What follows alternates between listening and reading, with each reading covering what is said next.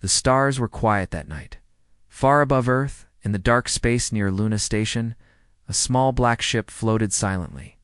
It had no flags, no signals, and no heat. It looked like a shadow carved from space itself. Scientists had named it Venture 1. But tonight, it would be remembered as something far more terrifying. Inside the control room, Dr. Lina wiped sweat from her brow. She stared at the countdown. 10 seconds, the voice from Mission Control said through her headset. The ship had been in secret testing for over a year. It was humanity's first attempt at real faster-than-light travel. No wormholes, no slipstreams, not a shortcut. It's just raw speed breaking through the very fabric of space. Engaging core, Lina whispered. 9, 8, 7. No one spoke in the control room on Earth. Around the world, only a few top officials even knew the test was happening. Not even the UN was fully aware. 3, 2, 1. Flicker. The ship vanished. No explosion. No sound. No debris. Just gone. The control room erupted into chaos. Where is it? Is it gone? Try reconnecting. They searched every known sector of near space. Nothing. Not even a signal. Until exactly 9 seconds later. A small ping appeared on the Deep Space Telescope, 302 light-years away. Right next to a black hole humans had only ever seen through. Long-range scans. Venture 1 was there. The control room fell silent. It was impossible. The ship hadn't just gone faster than light, it ignored light altogether. A shaky voice came over the speakers. "This is Venture 1. We made the jump. We're alive." Confirm visual, sending full telemetry. The video began streaming. A red star, swirling black hole. A new view of space no human had ever seen in real time.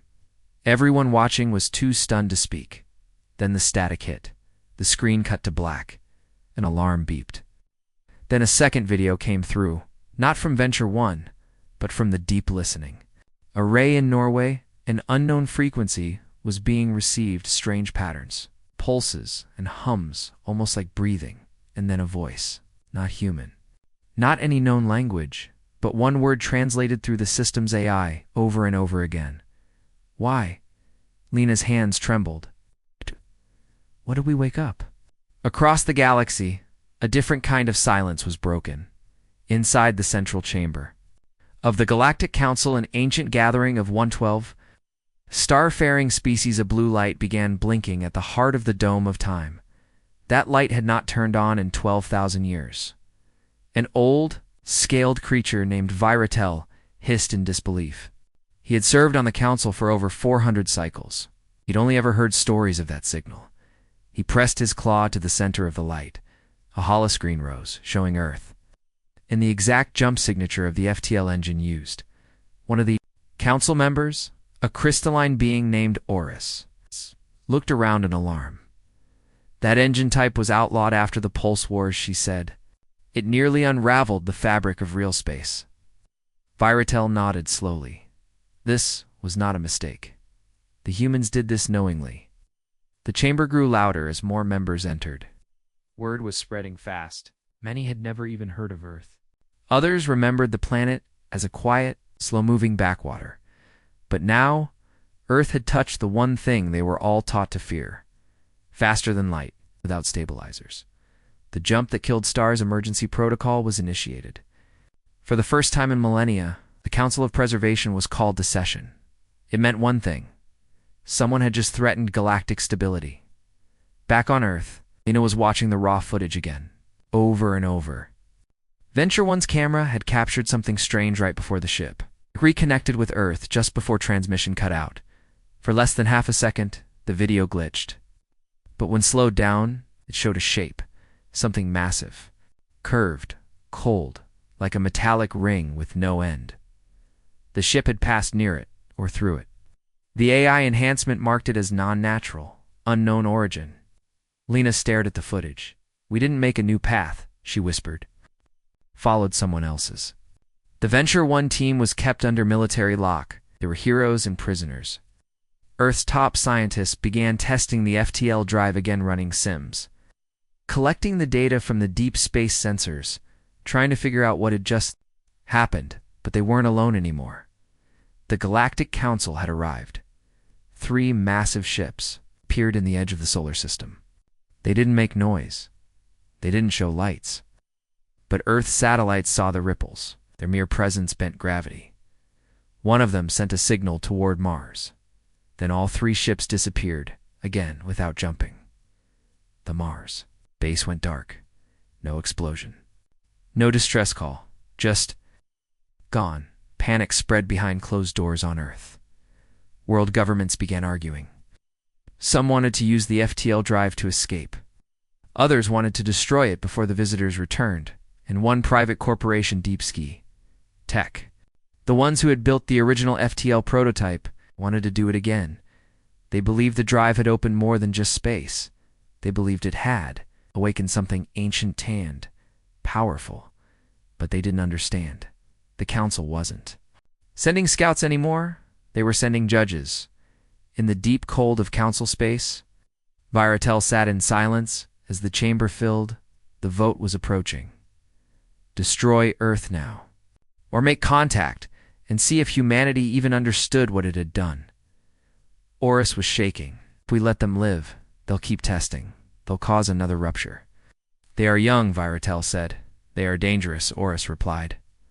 Another council member, a shadowy figure known only as Belrith, added quietly, they used the pulse engine. The room froze. The pulse engine wasn't a theory, wasn't an idea. It was a nightmare from long ago when another race tried to control the fabric of the universe, tore a hole in space, and vanished along with 11,000 inhabited systems. Everyone thought it was lost forever. Now it was found again. By humans, and they didn't even know it. The vote was taken. Result: emergency contact and deliberation. Earth would be spoken to, but only once if they didn't listen. The next message would not be words. It would be fire. Dr. Lina Ares was staring at the sky when the stars flickered. Just for a second, a blink, as if something had stepped between her and the universe. And then every screen in her lab lit up. A message. A warning. A single phrase, translated into every human language. You have opened the path. Close it, or we will. Lina stood. Frozen, she understood now. Humanity didn't just break a record. They broke a rule, and the galaxy was watching. The chamber was quiet, deep in the center of the Galactic Council's core station, a massive living structure orbiting a dying white dwarf. 112 representatives stood still. Most had never seen this room activated. Some had only heard rumors. Fewer believed they'd ever need it. Now, the ancient dome glowed with orange light. That color meant one thing: FTL breach. Unstable type, unauthorized species, Oris, the crystalline delegate from the Afar cluster, stepped forward. Her glowing limbs clicked softly with each move. Who are the humans? She asked, voice echoing. Viratel responded without looking. Up, they're new, isolated, quiet. Until now. They used the pulse signature, Belrith said, her shadowy shape barely visible. Exactly like before. A deep hush fell over the council. Long ago, this type of engine, called the pulse engine, was used by an ancient race. A race powerful enough to jump across space without delay. But their success was short. They vanished. Not just the race, but entire systems. Suns flickered out. Worlds imploded. The ripple almost destroyed the galaxy. The technology was buried. Banned. Erased from records. But now, humans had rebuilt it. The oldest member of the council, High Elder Zoran, stood slowly. His body was more energy than flesh. It is time they remembered the last ones who tried, said. With a slow movement, he activated a hidden terminal at the back of the chamber. Projector blinked to life. A hollow image filled the air. Planets. Exploding ships ripping in half from invisible waves. Black holes splitting open. Stars turning inside out. Then, silence. A swirl of cold space remained where life once was. This, said Zoran, was the result of the first pulse drive. Every delegate watched in horror. Some backed away. Others began to whisper. They did not mean to, one representative said. The humans are just curious. So were the last ones. Aura snapped. Curiosity does not excuse extinction. Viratel stared at the projection. They must be told what they've found. If they understand, maybe they will stop. Zoran's eyes glowed dimly. And if they don't? No one answered back on Earth. Dr. Lina Aras couldn't sleep. It had been 3 days since Venture 1 made the jump. 3 days since something replied. 3 days since the strange word why. It played on loop. She sat alone in her lab, watching the last second of footage again. The unknown shape, the black curve like a tunnel ring. Floating in space, the AI still couldn't define it. It's not natural, Lina whispered to herself. It's old, too old. A knock came at the door. It was Colonel Rivas, head of Earth Defense Initiative, or what little of it existed. We need to talk, stepping in without permission. He threw a file onto her desk. Inside were blurry satellite photos taken 2 nights ago over Antarctica. A strange pulse of energy. Light bending around nothing. Radiation patterns they had never recorded before. And this time, the signal wasn't just from the deep sky. It came from Earth. We think the drive woke something, Rivas said. Maybe. Signaled it. Lina stared at him. What are you saying? We weren't the first to build it, he replied. And we might not be the only ones still here. Far from Earth, at the edge of the galaxy. A silent vault began to open. The guardians of the lost Zona species, older than most stars, watched from their hidden station. Their job was simple. Watch the signal, wait for it to return, and act. When they saw the pulse signature light up again, every guardian moved to position. Weapons that hadn't powered up in 60,000 years began to hum. Shields rose. Engines awakened. Not because they feared Earth, but because something else always followed the signal. Hunger, a mind. One that had only been stopped once before when the galaxy worked together to bury the tech it fed on. Now it would smell it again, and it would come in the council chamber. A new vote was called. 2 options. A. Immediate action. Destroy Earth before the spread begins. B. 1 warning. 1 contact. 1 chance to turn back. The vote was slow. Species who had seen war voted A. Species who believed in mercy voted B, and a few, very fews, to abstain. They had their own plans. The vote ended. 59 to 52. Contact first.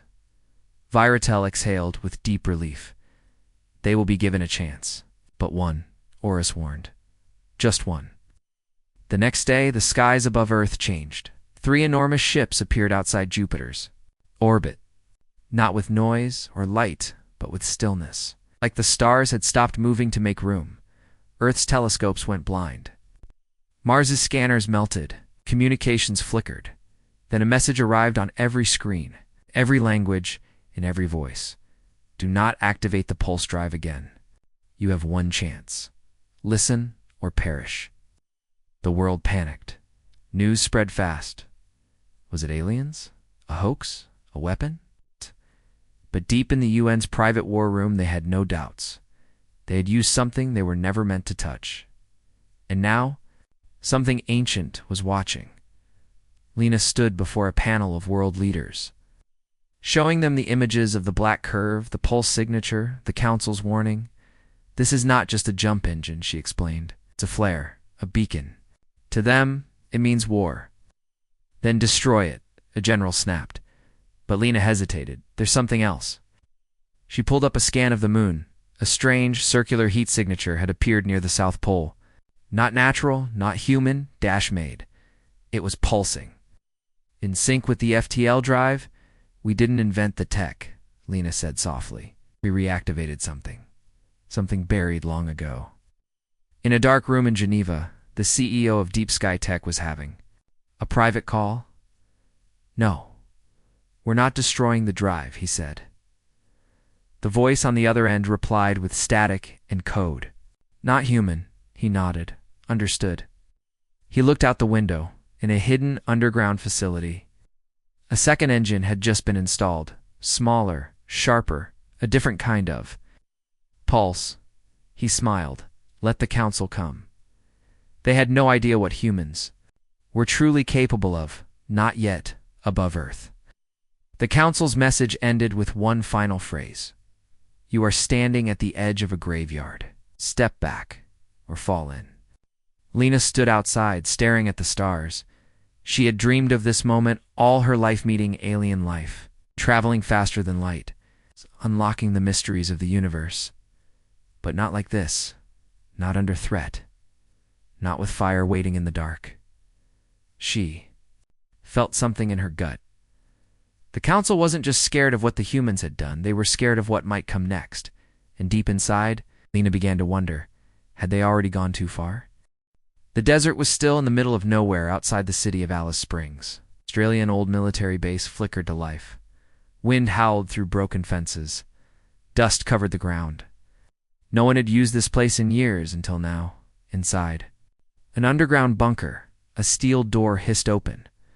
2 scientists entered, followed by 4 soldiers in black gear. The lights turned red. Low hum vibrated through the walls. In the center of the room stood a machine. It didn't look like much, just a ring of metal with strange blue panels. But this was the second pulse drive. Smaller, hidden, quiet. And it was ready. Are you sure? One of the scientists asked. The man in charge, Director Holt of Deep Sky Tech, stepped forward. The first test was government-controlled, Holt said. This one is ours. The scientist frowned. But the warning. Holt cut him off. The council said we had one chance. They didn't say we couldn't listen while running our own experiments. He pointed to the machine. Power it. Up, now. Far away, deep in council space, Viratel's eyes snapped open.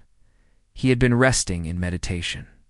But he felt it immediately, the second signal. It's happening again, he said. Oris entered the chamber. They were warned. They ignored us. Viratel's tentacles twitched. It's not arrogance, he said. It's fear, curiosity, maybe even hope. Oris's crystal limbs gleamed under the chamber lights. None of that matters. What matters is that they triggered it again. The pulse, the ripple, and worse. Something else. A long, low tone began to sound from the council's core system. It was a tone no one had heard in over 11,000 years. Belrith appeared in a shiver of shadow. It knows. She whispered. It's awake. Lina RS sat in her office, scrolling through radiation readings. Something was wrong. She had been tracking low-level signals bouncing across Earth's crust. Harmless at first, but now the readings showed a pattern, pulses, rising in frequency, as if something underground was listening. Reacting, she picked up her communicator. Get me Colonel Rivas, now. The screen blinked. Lina, Rivas said. Appearing on the other end, we've got a problem? You mean the second pulse drive? She asked. Rivas didn't look surprised. You know, I guess, Lina replied. Holt wouldn't stop after one test. He wants control of the tech, but he doesn't understand what he's playing with. Well, he just flipped the switch, Rivas said, and something answered. Back in the desert, the small pulse drive came alive. A ring of blue light spun through the air. The ground began to shake. Screens blinked red. One soldier stumbled back, then dashed silence. Nothing exploded. No smoke, no heat. Just cold hum, like the world had inhaled and forgot. How to breathe? The machine stayed still. Then, slowly, a shape began to form inside the ring. It wasn't a ship or a person. It was an eye. Not physical, not real, just present, glowing, endless. A hole staring back into the world. One soldier screamed. Another fired his weapon. The bullets passed through the ring and vanished. The lights died. The pulse drive went dark, and the eye blinked. In Geneva? Lina stared at the satellite feed. Something came through, she said. Not physically, Rivas replied, jaw tight, but it left a signature. What kind? He showed her the scan. It looked like an echo of radiation and magnetic spikes. It had no form, just a shape made of emptiness, carved into real space like a wound. Lina's eyes widened. I've seen this before. She opened a file from Venture. One's footage frame 4457. That shape, that curve. The one they passed in deep space. It was a gate, she whispered. And we just opened it again. Rivas didn't speak. Then another alert came through. Multiple objects entering the solar system, not from outside, from inside. On the moon's far side, a hidden chamber rumbled. Buried deep beneath ancient stone, the structure opened like a flower. It had no builder, no purpose anyone understood. It had been asleep since before Earth had oceans, but now was awake. A beam of black light fired from its course straight into space. The council detected it instantly. It's a call, said Oris. Worse, Viratel replied. It's a reply. The old ones had built those structures long ago, before the Pulse War. Before even the council existed, not as temples, but as locks. And Earth had just unlocked the first. Holt stood alone in the bunker. The soldiers were gone. The scientists had fled. The pulse drive sat cold, and yet Holt smiled. He stared at the place where the eye had appeared. He had seen something beyond time, beyond logic. A mind made of data and light. It had spoken to him without words. It had shown him a starless place and said, "Build more." He pulled a flash drive from his pocket. The pulse core had copied something before it shut down. A blueprint, or a signal.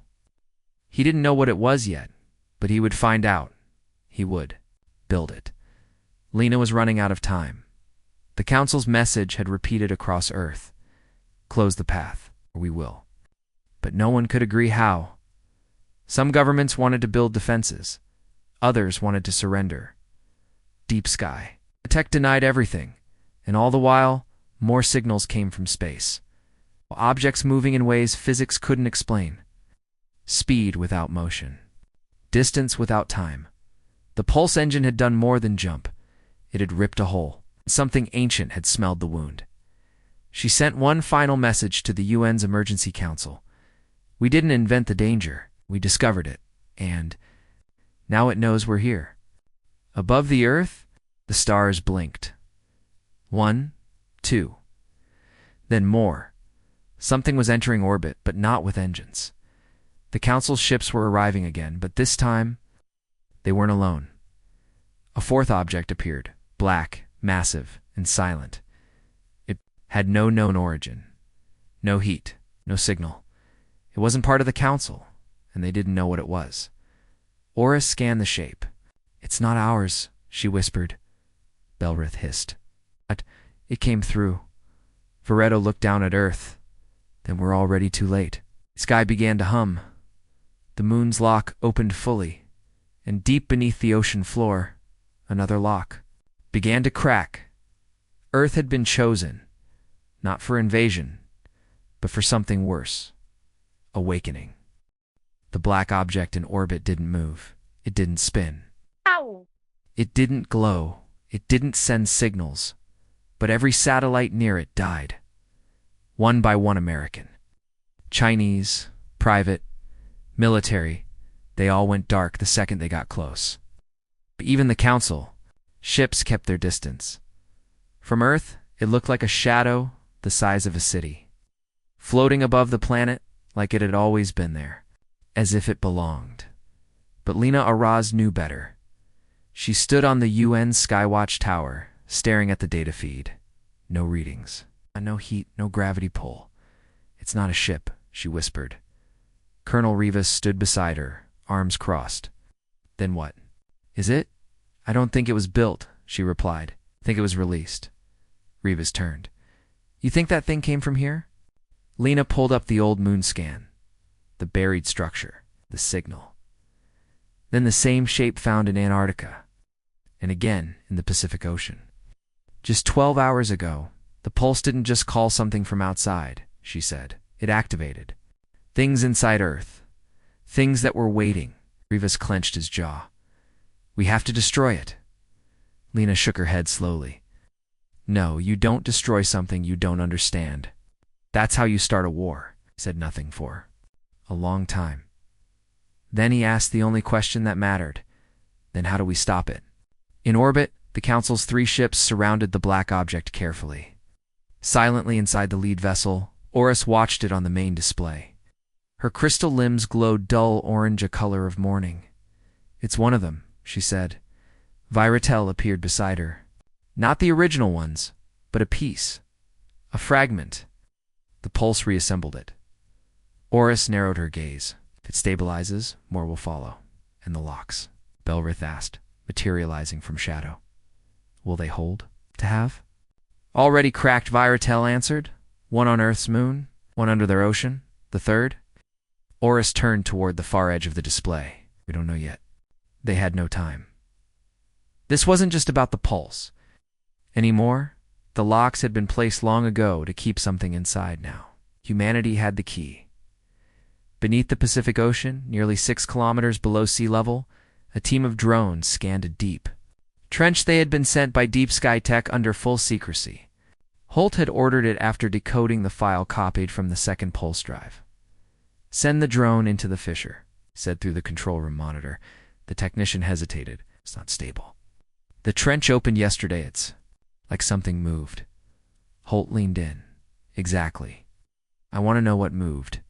Now drop the drone. The machine descended into the darkness.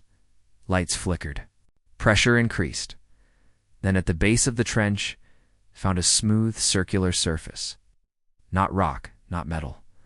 Something else. A ripple passed across it as the drone approached. It's like a heartbeat. The feed cut to static. The Council knew what the trench meant. Lock 3, Viratel said grimly. It's failing. They're awakening, Oris said. The humans don't know what they've done, Belrith added. Then we must decide, Viratel said.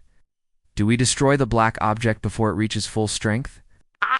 All turned to look at it, still hovering above Earth, untouched, unmoving, but listening. Then it pulsed. Just once, a low-frequency wave burst through the solar system. It had no light, no heat. But it struck every living being with an ancient memory, something buried. Deep in the mind, fear, the kind of fear that comes from remembering. Something older than time. The black object was not passive anymore. It was watching, and the Council had seconds to act. On Earth, Lina collapsed. The pulse wave hit her like a punch. She fell to her knees in the Skywatch Tower, gasping, shaking. Rivas caught her. What was that? She didn't answer at first. Then, in a soft, broken voice, it was speaking. He stared at her.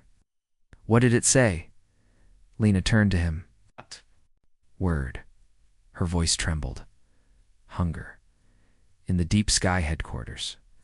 Holt smiled as the lights flickered. He held the flash drive tight in his hand.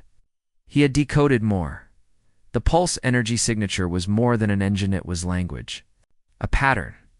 A map of instructions for something else. A construct. He didn't know what it was for. Not exactly, but he was building it.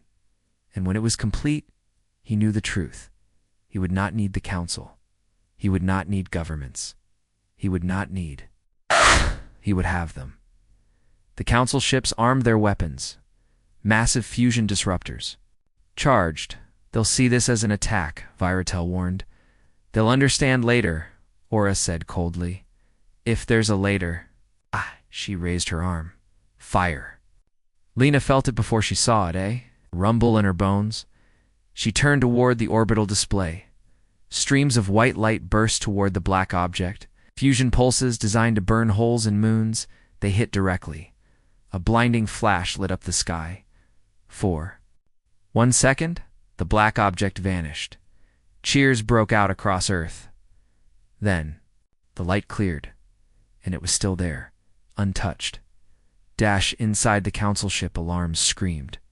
What, how? Oris gasped. It absorbed the blast, Belrith said.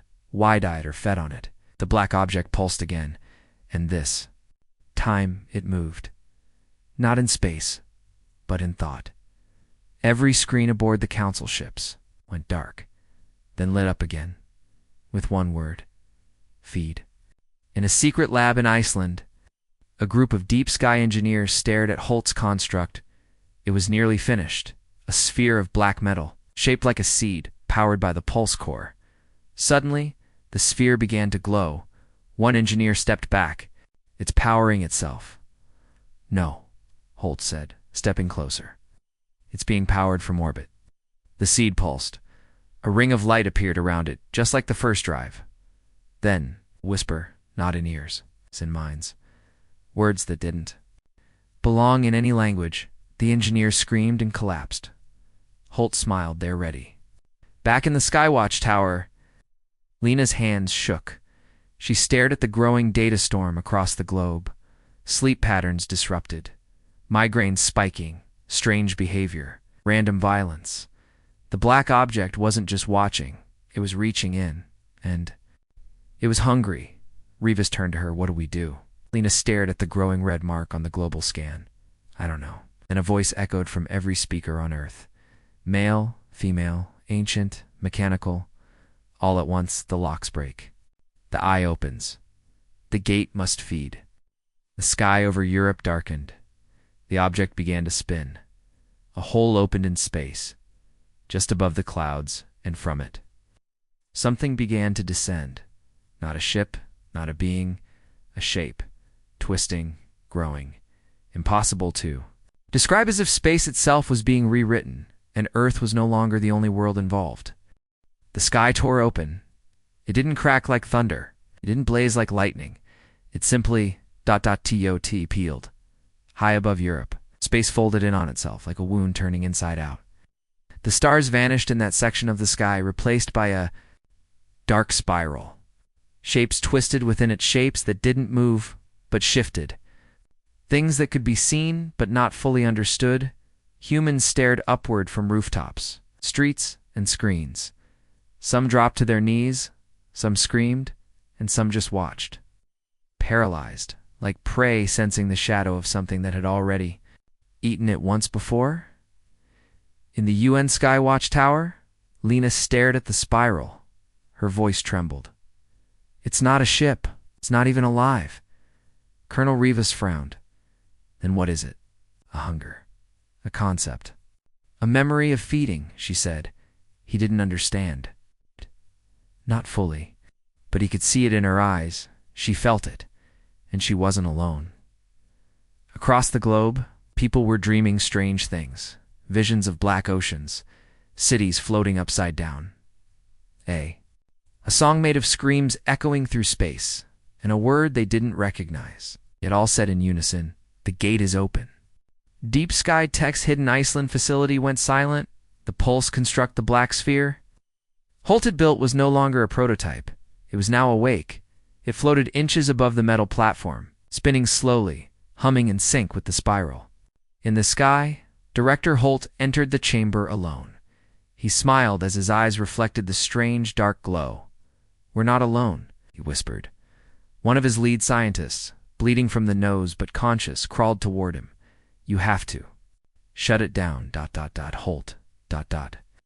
Holt turned toward him. His smile widened. Why would I do that? He said calmly.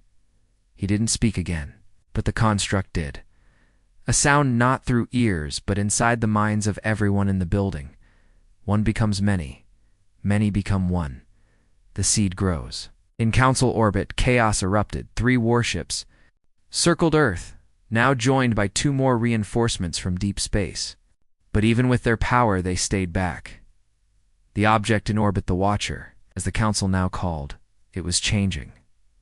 It had unfolded no longer a black sphere. It now resembled a spiraling cage, with arms of shadow spinning around a central core. From it, pulses rippled down toward Earth. Not energy, not light. Signals Viratel stood at the central bridge, eyes fixed on the readings. They've opened a gate.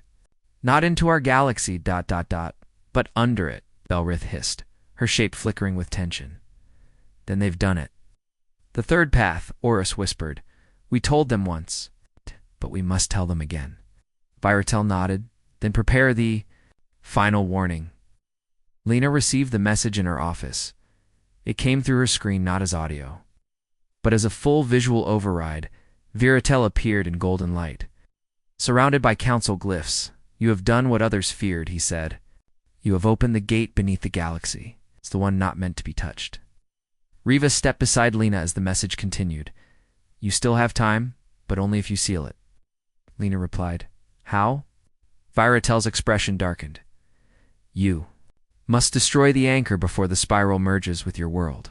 Rivas scowled. The anchor? You mean the black object? No, Viratel said. That was only the signal. He turned his gaze downward into Earth. The anchor. Growing inside you. In Antarctica, strange lights appeared in the ice. Teams rushed to investigate. They found patterns beneath the glacier's perfect rings burned into the frozen ground. Circular glyphs older than the ice itself. One scientist touched the edge of a ring. Her eyes rolled back. She spoke in a voice not her own.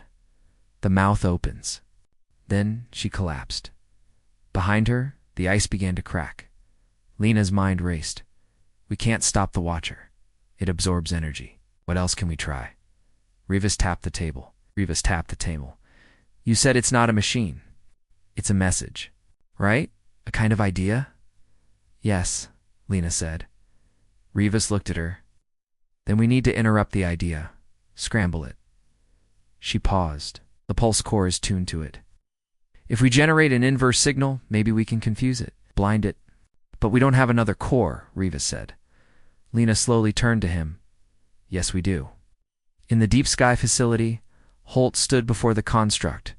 It now spun so fast it barely had form. Pulses of black light circled the room. Engineers lay unconscious or worse. Holt whispered, I hear you. I'll follow. Then the voice returned. Complete us. Complete the door. Suddenly alarms blared. Council had found the facility. Holt smiled as he picked up the core stabilizer.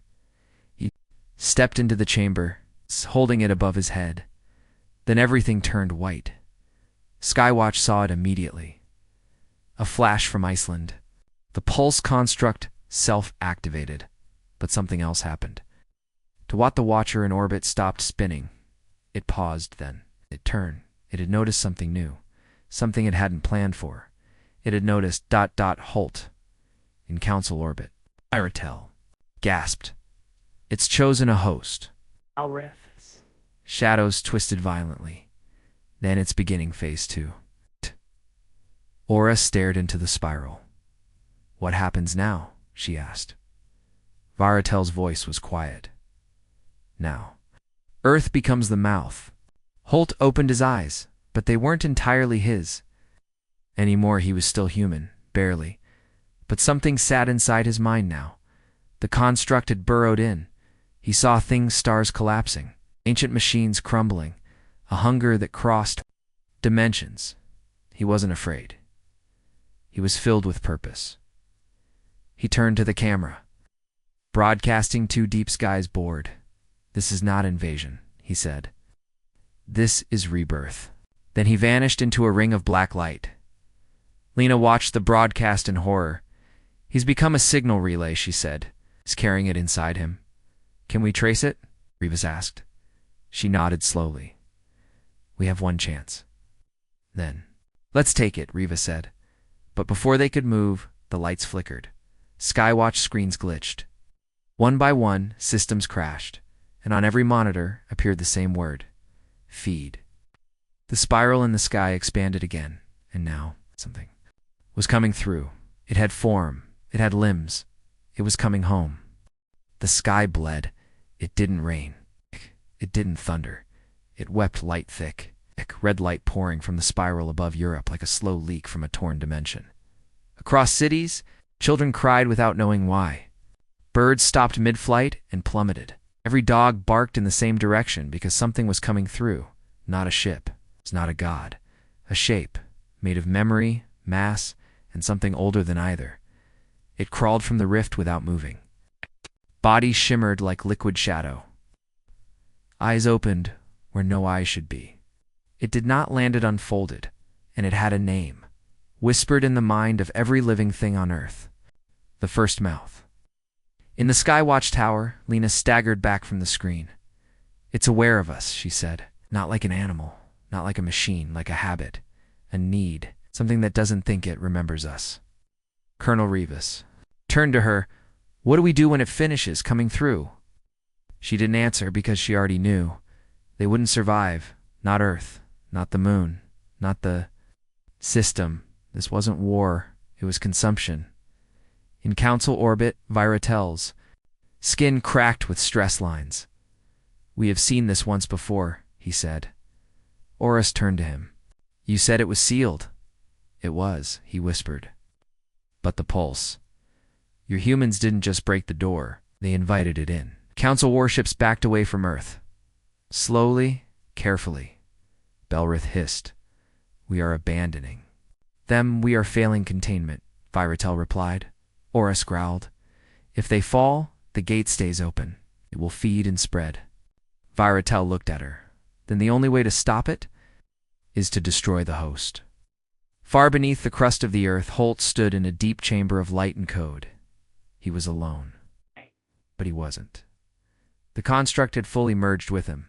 It no longer spoke in words, it showed him futures. Galaxies stripped bare, planets reshaped into black temples, species kneeling, broken, worshipping nothing. He felt no guilt. No fear. He had been chosen. He lifted the stabilizer to his chest. It melted into his skin. The pulse began to vibrate. Through his bones, the spiral in the sky widened, responding to him, welcoming him. He closed his eyes. He felt it.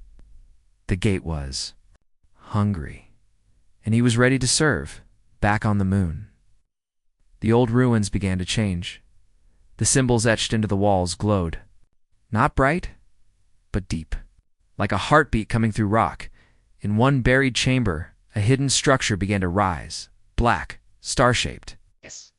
Humming with anti-dash energy, Council sensors locked on. "It's anchoring," Oris said. "That's the final gatestone," Viratel added.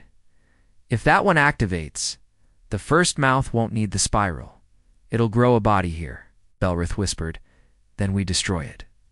Now." "No," Viratel said firmly. "If we destroy it, the energy releases.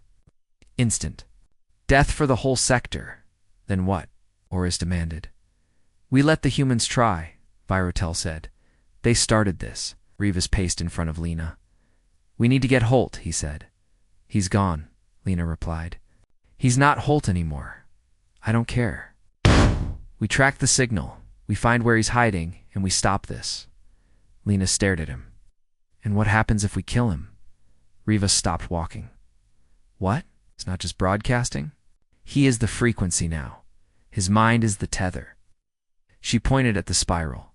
"If we cut the tether wrong, the thing might fall all the way through." Rivas clenched his fists. "Then we don't cut, we unplug." Deep under the Atlantic Ocean, an old facility, long thought abandoned, came online. The Ocean Gate. Built by an unknown civilization. Buried in myth, its systems had been dormant for over 60,000 years. Now, the pulse had reawakened them. Columns of dark light rose through the water, spinning slow and wide. Inside the gate chamber, Holt appeared in a shimmer of distortion. He stepped onto the platform, and the gate answered. It opened, not a door, but a mouth, an echo of the spiral in the sky. The first mouth was no longer just ascending. It was multiplying, spawning new entry points. Earth was becoming part of it, one gate at a time. The Council fleet moved quickly. A strike team was deployed. Toward the Ocean Gate, Oris led them. They didn't need permission. They needed to act. But Lina knew. She felt it. If they acted now to direct, it's too strong. The gate would react, and the whole ocean might vanish into itself. "Let me try something."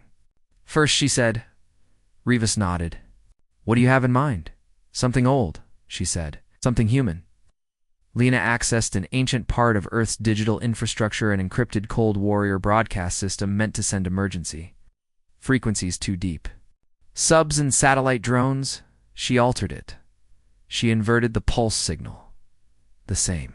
Frequency Holt used, but flipped, painfully, violently out of tune. She recorded one line of audio, only one. A word. No. Then she uploaded it into the system. She sent it through every band. Holt was using it screamed back toward him. In the Ocean Gate chamber. Holt staggered. Blood poured from his ears. The construct inside him twitched. The spiral in the sky flickered. The mouth paused. He screamed and slammed his fist against the platform. Stop resisting.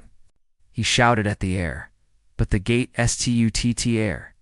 It didn't close, but it hesitated. The spiral narrowed. The mouth shrank. Lina's voice echoed again across every signal. Nitrogen monoxide. The world just for a moment felt like itself again. Council. Sensors lit up. The feed is breaking, Belrith said. Just for a moment, Veratel warned. That's all they'll get. Oris nodded. Then we hit now. Rivas led the surface. Strike team, Skywatch soldiers in stealth suits. They didn't fire, they didn't talk, they moved into the Iceland facility. Into the deep sky bunker Holt had built, and deeper through the quantum tunnel Holt had used to the Ocean Gate chamber.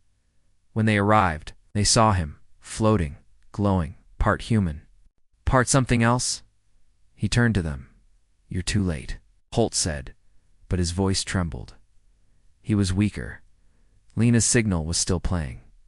The first mouth had not fully entered. There was still time. Rivas raised his pulse cannon. You made a mistake, he said. Holt laughed, ragged and tired.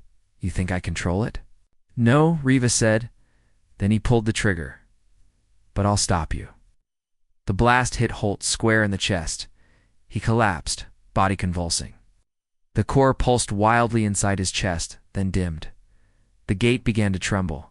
The mouth above the spiral ... froze. Then everything stopped. No light, no sound, just dash silence. Dash in orbit. Viratel held his breath. It worked, Oris whispered. Did it? Belrith asked. The spiral began to close. The black arms retreated. Earth's sky returned to blue, but not clean blue, eh? Tainted blue, as if reality had bent and would never fully snap back. Rivas stood over Holt's body. The pulse core no longer glowed, but it was still warm. Lina's voice came through his cums. You did it? She said. Rivas looked up at the ocean chamber above him. No, he replied. We delayed it. Back on Earth, people cheered. They thought it was over. The news said sky anomaly vanishes. Politicians promised investigations, but Lina knew better.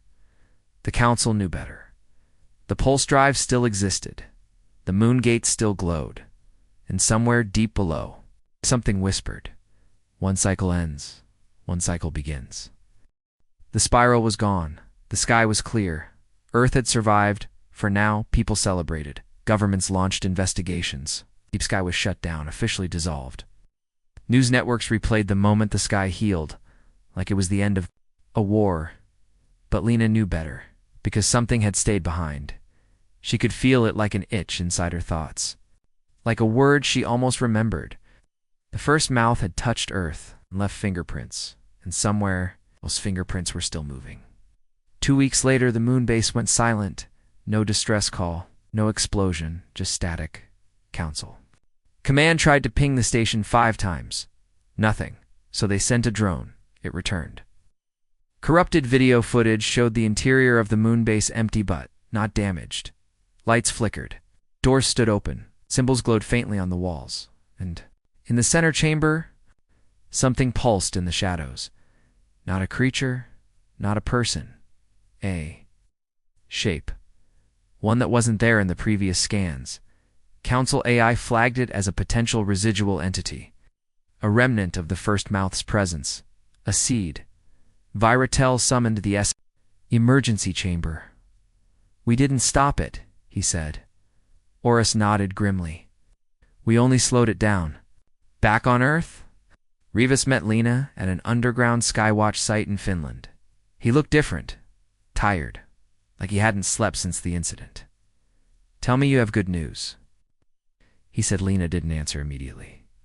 She laid out a device leak. Black, humming quietly. We reverse-engineered part of the core Holt used. Rivas raised an eyebrow. Isn't that what got us into this mess? She nodded. Yes, but this time, we built it against the signal, not to open doors, but to seal them. Rivas stared at it. And you're sure it works? Lina hesitated. No, that's why we're taking it to the moon. The Council agreed to a joint mission. One ship. One team, Earth Tech and Council minds combined. The goal, travel to the abandoned moon base, locate the seed entity, and shut it down permanently. If the first mouth had left a part of itself behind, it had to be destroyed before it could grow, before it could call back home. The ship was called Argus I, built in orbit, fitted with stealth shielding and prototype anti-pulse dampeners. On board, Lina, Colonel Rivas, a Council observer, and 6 Skywatch ops, the Council officer. Assigned to them was Belreth. She didn't hide her distaste. Your kind invited the mouth. Don't expect forgiveness. Rivas smirked. We didn't come for forgiveness. Came to clean up our mess. Belreth hissed. Good, because if you fail again, we'll burn your entire system from orbit. Argus I touched down on the lunar surface near the old ruins. Everything was quiet. No defense systems, no movement, but the readings were wrong. Atmospheric pressure. Too high, radiation, too low, gravity. Fluctuating, it was like reality around the base had started to forget the rules. The team entered with weapons drawn. Lina held the sealing device close. It glowed faintly in response to the residual signal, as if it could smell the seed inside the moon base. Time didn't feel right. Clocks stopped. Voices echoed in strange ways. One soldier turned a corner and swore he saw his own back. Rivas gritted his teeth. Keep it together. We're getting in and out. Lina's device pulsed faster. The seed was close. They reached the main chamber and saw it. A floating sphere, dark gray, but alive, breathing.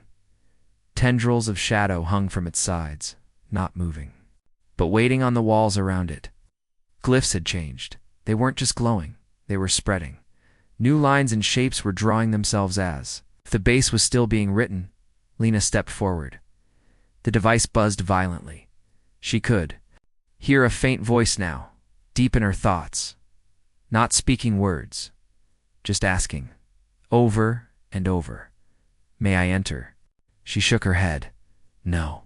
She said aloud and activated the device. The light was silent but powerful. A burst of inverted pulse flooded the chamber.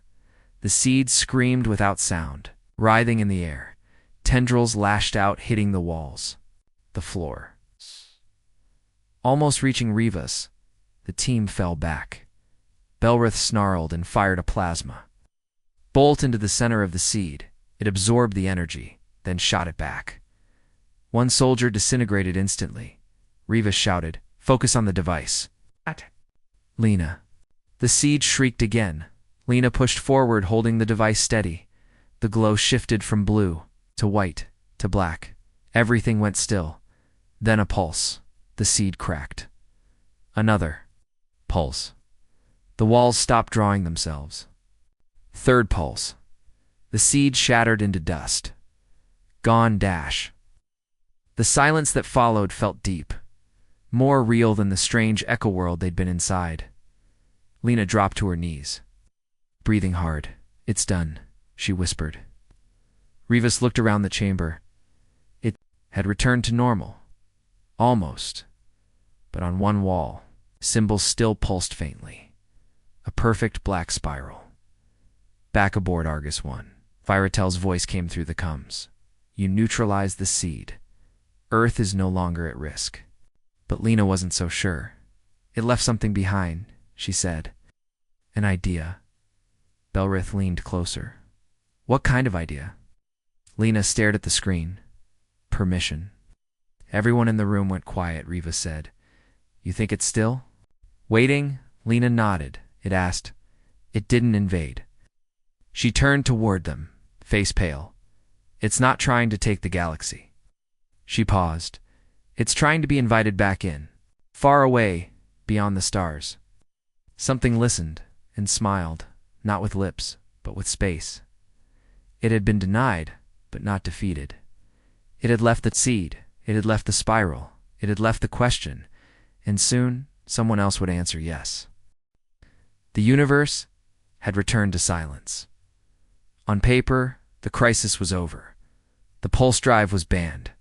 Holt was dead. Out. The seed on the moon was destroyed, but the spiral, its pattern, its memory dash lingered.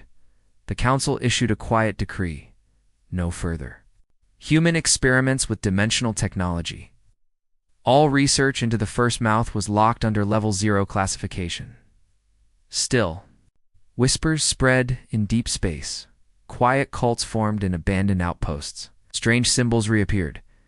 The question hadn't died. It had only traveled. Rivas walked through a reconstruction zone in South America. It was once home to a deep sky lab. Now, just twisted metal and red warning tape. He wasn't in uniform. No cameras. No command. He just stood near the crater where Holt's early tests had begun, where the first pulse had cracked open reality. He knelt and touched the soil. Warm, still humming. Faintly. Still waiting. Behind him, Lina approached. She handed him a small device, a scanner. Same pattern, she said. Low-level frequency echo, like a song stuck in the ground. Rivas sighed. Why hasn't it gone away? Because it was never just about the tech, she said. He looked up. Then what? Lina hesitated, then answered. Curiosity. On the edge of the galaxy, far from Earth, a signal was received by an automated listening post. It was old. Pre-pulse. Human, encrypted. The signal repeated the same phrase: the gate is in the mind. The listening post's AI flagged it not because of the content, but because of what was inside the waveform. A pulse buried deep. The exact frequency. Holt had used the post, sent a distress call to Council Command, but by the time the message arrived, the post was already gone. The Council panicked behind closed doors. Viratel dressed the Chamber of Species. The mouth was not a single entity. It is a state of existence, a pattern that feeds on permission. Oris growled. Then we must destroy all pulse knowledge. Burn the labs. Clean the slate. But Belrith shook her head. No, that won't stop it. She pointed toward the hologram of Earth. They already know it exists. And humans don't forget. They chase. Silence filled the chamber. They all knew it was true. Back on Earth, Lina was dreaming again. But this time, it wasn't the spiral. It was a voice. Calm. Quiet, human, familiar, Holt. But not as he was. He was younger, smiling. She stood in a white room. Walls made of thought, he said one sentence. It doesn't want to destroy us. Lina frowned. Then what does it want? He looked at her, eyes filled with stars. To be born. She woke up gasping. Rivas got the call at dawn, to mining. Colonies on Mars had vanished. No explosion, no wreckage, just disappeared, left behind. Spiral carvings in the rock. One human survivor, found wandering 5 miles from the site, mumbling the same thing over and over. It asked nicely. Council warships moved closer to Sol again. The emergency line between Earth's and Viratel stayed open. They weren't threatening Earth yet, but if another pulse event occurred, it wouldn't hesitate. Rivas met Lina in a bunker beneath Iceland. It's spreading without tech, he said. It's using ideas now, Lina whispered. He nodded. Thought, infection, mimetic bleed. Lina looked at him. It wants belief. Rivas leaned forward. Then how do we kill a belief? They built one last device. Not a weapon, not a seal. A mirror, coded in human neuropatterns. Ow. Residual pulse signatures, designed to do one thing, reflect the mouth signal back at itself. A kind of philosophical virus. A recursive truth. Not no, not yes. But you are not real. It was dangerous. It would fry the brain of anyone using it. Directly so, Lina chose to interface herself. She would be the mirror. They tracked the signal to Europa, one of Jupiter's moons. A growing temple had emerged beneath the ice, not made by hands, drawn from thought. The spiral was forming again, this time horizontally. A disk of frozen light buried under miles of ice and silence. Lina entered the temple chamber with the mirror device strapped to her spine. She stood in the center. The spiral glowed red. The voice returned. Not Holt. This time, not words, just intention. "Let me in," she answered with a whisper. "Show me your face." The spiral trembled. The light turned inward, and reality blinked. Lina stood in a place outside time, a black field full of mouths and memories, a galaxy that breathed. Thoughts became stars. She saw herself. She saw Holt. She saw the humans of 10. 1,000 futures, some praying, some screaming, some lost inside spirals of their own design. She saw the mouth's true form, not evil, not monstrous. Just hungry. She held up the mirror, spoke the recursive phrase, "You are not real." The mouth paused, confused. It looked at itself. For the first time it saw the hunger, the begging, the reaching, and it saw the lie it had built itself from. The mouth screamed, the field shattered, back in Europa's chamber. Lina collapsed.